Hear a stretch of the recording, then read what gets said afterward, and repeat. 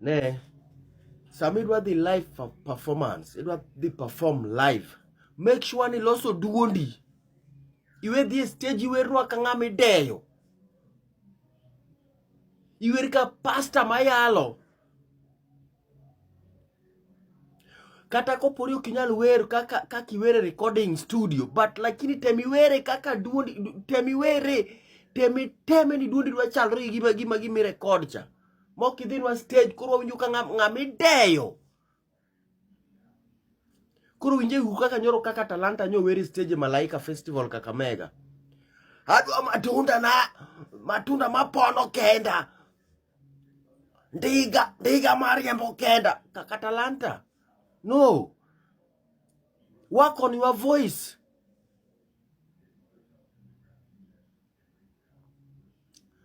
Work on your voice.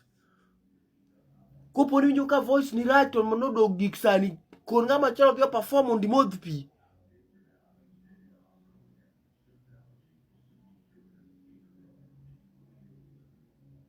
We umadho gige sukari.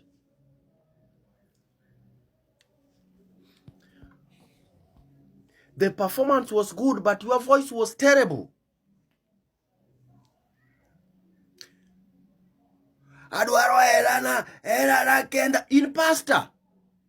Diga mariembo ke. Kaka Talanta. Before you go to a live performance, work on your voice. Make sure ni duondi ler.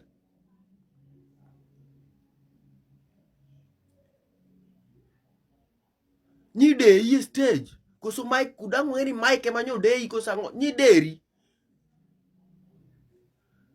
Any musician jato mora kapok idhi stage, make sure ni duondi ber. Make sure ni practice duondi.